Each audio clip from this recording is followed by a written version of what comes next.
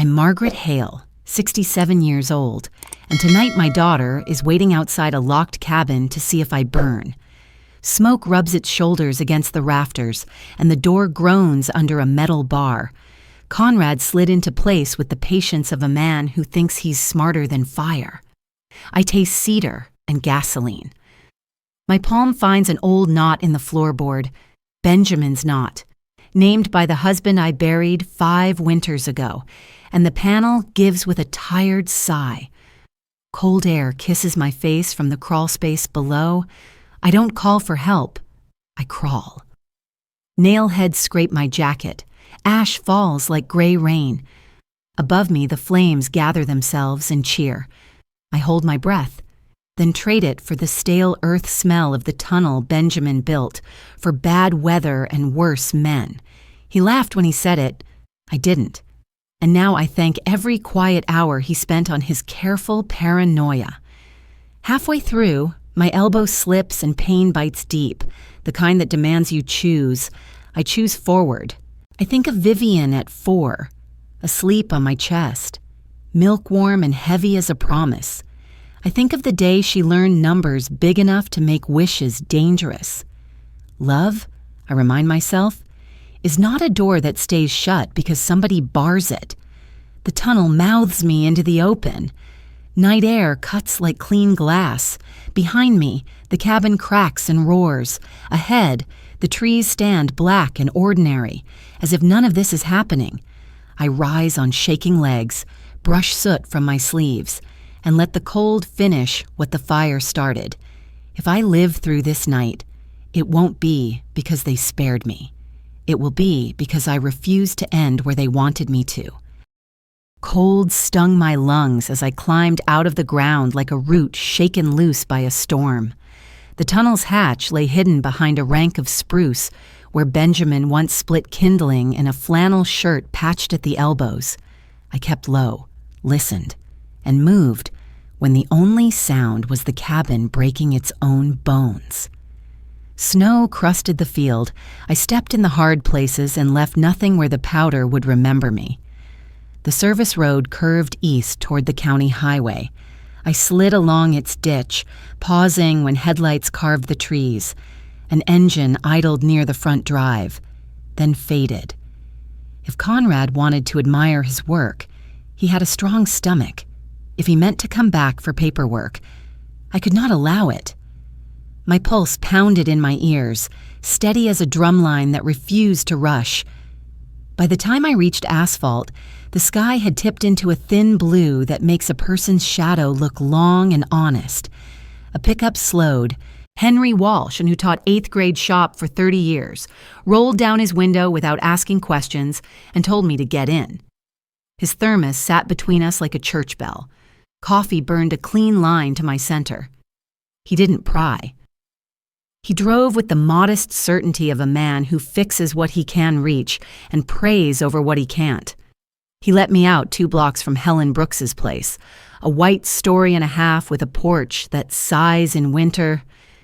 Helen retired from trial law the year Benjamin died, and she keeps her porch light on for widows, strays, and trouble that arrives after supper. I made the steps. I made the bell.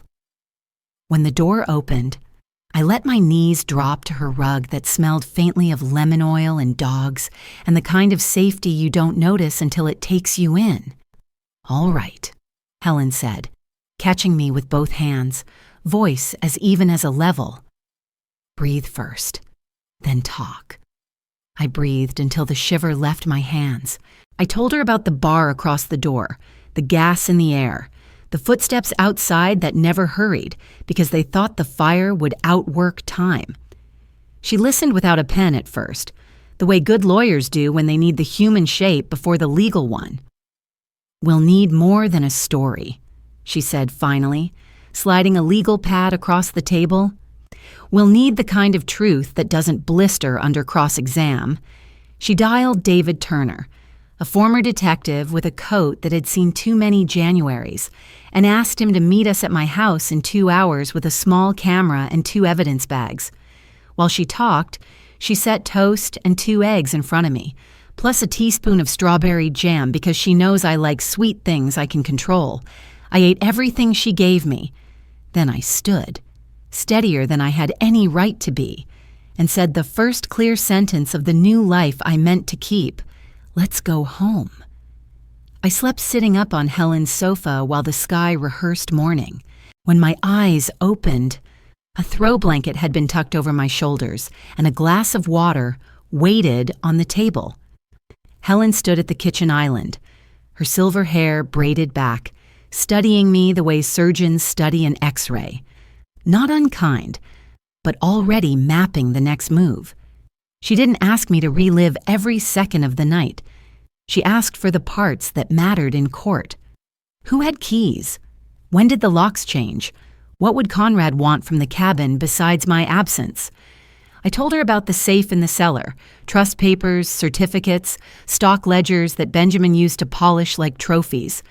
I told her about the little envelope of photographs hidden behind a false back, pictures of Vivian with her purple cast, her freckles bright as coins, the day she discovered the word billion and laughed like it was hers to keep. Helen's pen hovered, then moved in clean strokes across a yellow pad. "We'll do this the right way," she said. "No breaking in. The house is still yours. We enter like we always belonged there." She picked up the phone and called David Turner, a retired detective who lived on the edge of town. His voice carried the rasp of too many winters, but his questions were careful. He promised to meet us at my place in 2 hours with a small camera, 2 evidence bags, and a patience that didn't waste itself on panic. I went to the bathroom to scrub the smoke from my skin. The mirror gave me back a stranger, hair stiff with soot, eyes ringed in ash, mouth pinched by betrayal. I rinsed until the water ran clear, but no faucet could wash away the sound of my daughter laughing through her practice obituary. I leaned on the sink until my hands stopped shaking. When I came back, Helen set a plate in front of me. Toast, 2 eggs, a spoonful of jam. She knew my appetite better than I did. I ate every bite because survival asks for fuel, not ceremony. Then I slid on Benjamin's old coat, felt its weight settle across my shoulders, and told Helen I was ready. Ready to open doors that were mine, and ready to face whatever my own blood had hidden inside. The house on Sycamore Lane still smelled faintly of polish and books, as if Benjamin had only stepped out for a walk. My key slid home without protest, a reminder that on paper and in law this place remained mine.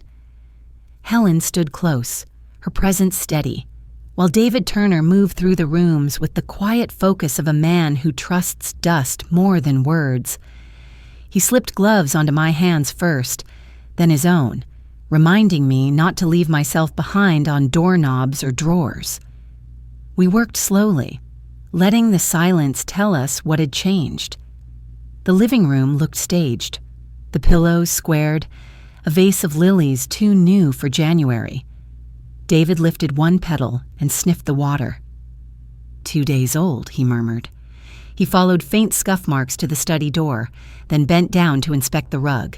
Fresh drag lines led to the bookshelf that hid Benjamin's safe.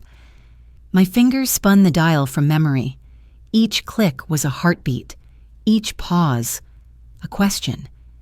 The door swung open with the sigh of a tired witness. Papers lay stacked in familiar layers. Trust deeds, insurance statements, letters I had tucked away years ago. But there were intruders among them, 2 manila folders labeled in Vivian's handwriting. David photographed everything before touching it. Inside the folders lay documents with my name, scrawled across the bottom in a hand that mimicked mine, but never lived in it. Transfers of authority, declarations of incapacity, a draft death certificate already stamped with the date of the cabin fire. I stared until the letters blurred. My hand shook when I tried to close the folder, so David closed it for me and slid it into a bag. "Forgery," he said, voice flat as granite. "And not the kind that takes much imagination."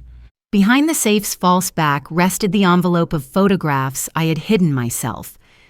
They spilled into my palm, Vivian with her purple cast, her lopsided grin, her eyes lifted to me as if I carried all the weather. My throat closed, not with smoke this time, but with the ache of a memory now weaponized. At the bottom lay a small thumb drive, unlabeled, plastic case scuffed from use. David lifted it like it was alive. "We'll clone it before we open it," he said. Helen touched my shoulder, her warmth grounding me in that room that suddenly felt both familiar and foreign. I nodded.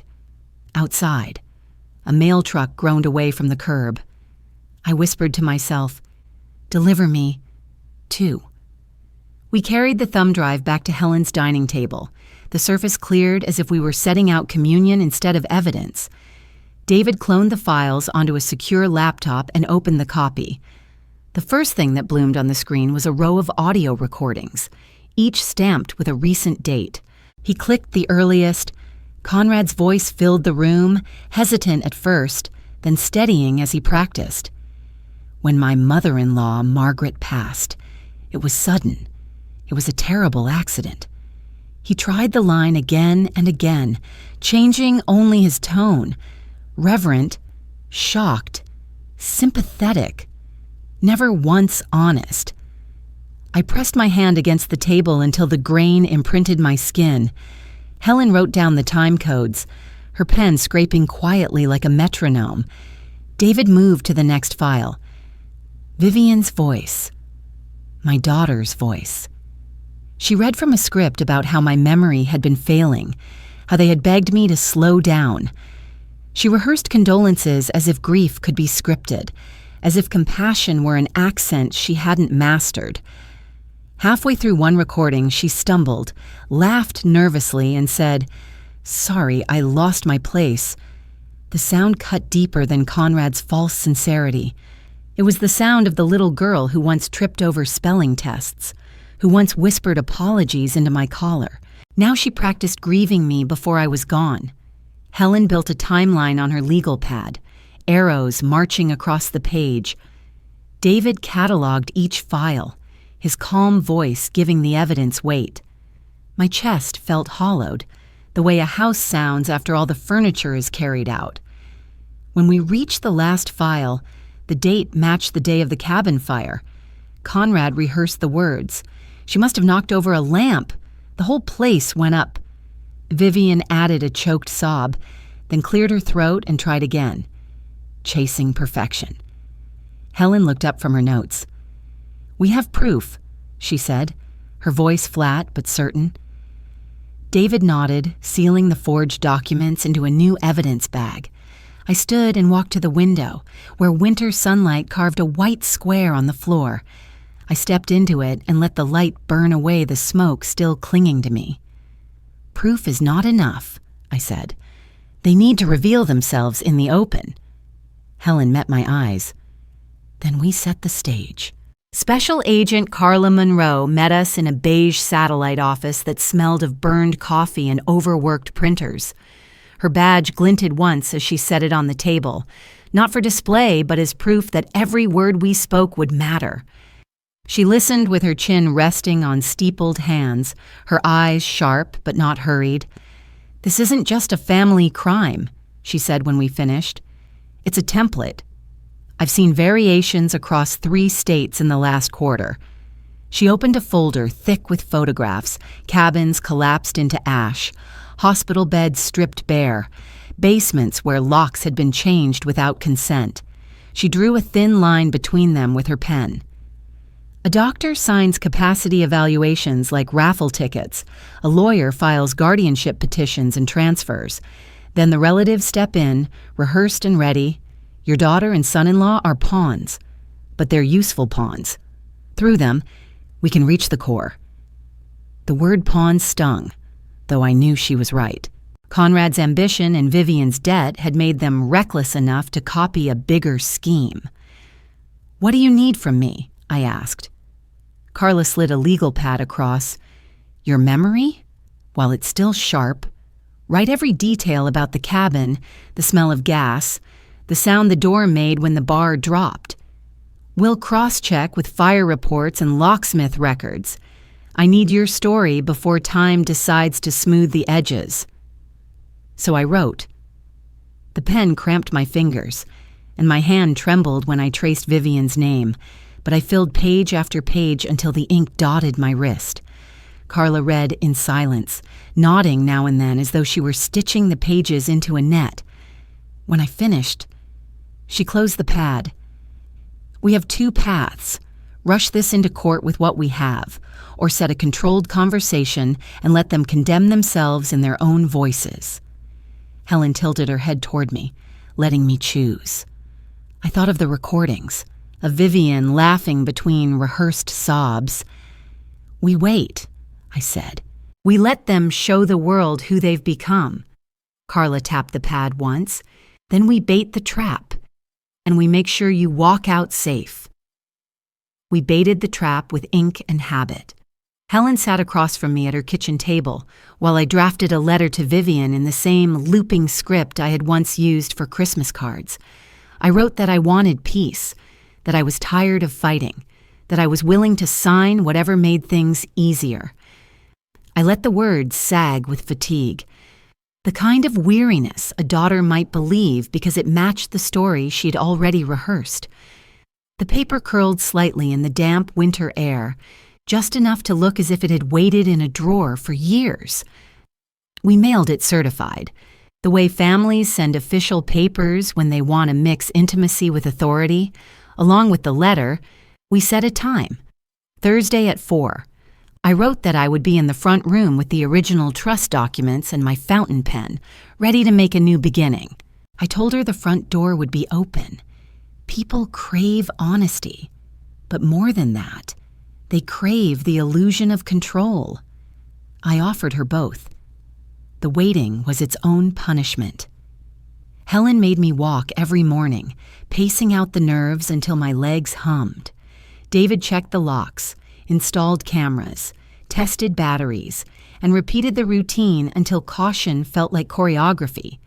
Carla parked 2 streets away with a team that could pass for real estate agents if you didn't look too close. On Wednesday night, a courier delivered a packet from Conrad's attorney, full of threats written in expensive ink, warnings about self-destructive allegations and defamatory falsehoods. I read the letter twice, then folded it back into its folder.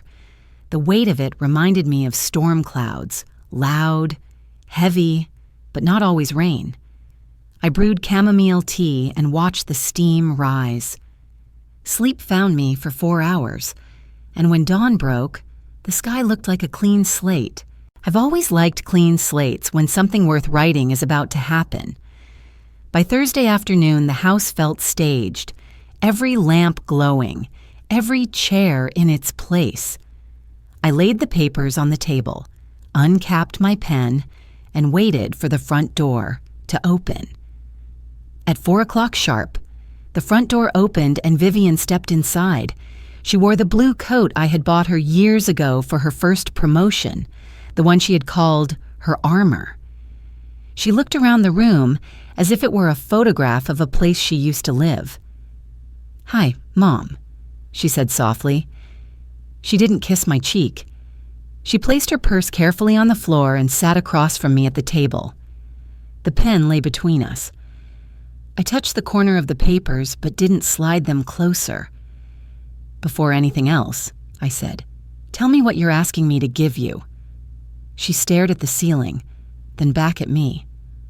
"Relief," she whispered, "from the work of pretending, from the debt, from him." She didn't say Conrad's name, but the air carried it anyway. 3 minutes later, he walked in without knocking. His smile was broad, the kind that passed for confidence in courtrooms and crowded dinners. "Mrs. Hale," he said, settling into the chair as if it belonged to him, "you look remarkably well." His hand rested on the trust document, fingers soft from a life that borrowed other people's calluses. I let silence grow until it fit all 3 of us. Then I said what I had come to say. I told them I had listened to the recordings, read the forged papers, walked out of the cabin alive because Benjamin had believed in bad weather and worse men. Conrad's smile faltered. Vivian's lips parted, then closed again, like a door she couldn't decide to slam. "You don't understand," she said quickly. The debt, I cut in, is not a match you get to light." I tapped the page with one finger. "Here's what happens. You repeat the lines you rehearsed, right here, while the recorder remembers, or you walk out and face the kind of justice that does not forgive." Conrad leaned forward, his jaw tight. "This is coercion." Before I could answer, the kitchen door eased open. Helen's shadow spilled into the room, and Vivian's shoulders slumped. "We thought you'd be gone before the fire crew arrived," she whispered. "We thought it would be clean." The next second, the front door burst wide and Carla Monroe stepped in with 2 agents at her side. Conrad froze. Vivian covered her face with both hands. Carla's voice was calm, final. "It's over." Courtrooms are where stories get weighed, and ours carried enough stone to hold. Vivian pled to conspiracy, her voice brittle, like glass pressed too thin. Conrad tried to stack denials into a scaffold, but each recording pulled a rung away until nothing remained. The doctor who signed capacity evaluations learned that a pen can become a shackle, and the lawyer who filed fraudulent petitions found his appetite read aloud in open court. Carla's map of states turned into a net, and every knot tightened. I sat through the hearings as though enduring a long winter, steady, layered in patience, never letting the chill reach my marrow. Helen came each day with peppermints in her pocket, unwrapped them like quiet prayers. David spoke on the stand with the precision of a carpenter, measuring twice and cutting once. When my turn came, I told the truth plainly. The judge listened the way good judges do, as if every syllable carried more than one life.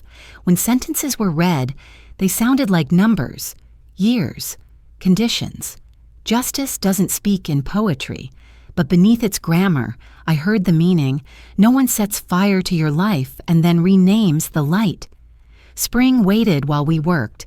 When it finally came, the air smelled of rain on sidewalks and somebody's lawnmower humming 2 streets over.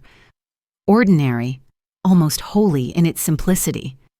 I took some of the money that had once been only numbers on a page and opened a wide-porched house with a long table inside. We called it Silver Haven because both words are soft and because we needed softness after steel. People came, women with stories traced on their arms, men who had been told aging was a shame. We served tea, sometimes soup, and we spoke our names out loud until silence learned new shapes. Healing is not loud, it is steady, like rain filling a barrel 1 drop at a time. A month later, a letter arrived in a looping hand. "Because of you." I lived twice. I held it until the ink warmed against my skin. The cabin on the hill is gone now, just a scar where grass will grow back. Some nights I stand there, hand outstretched to where Benjamin's knot once was. It isn't foolish. It's a reminder. What opens can open again. The night asks me if I'm finished. I answer as I always will, not yet. Thank you for watching. If you enjoy these family drama and revenge stories, please subscribe and join me for more every day.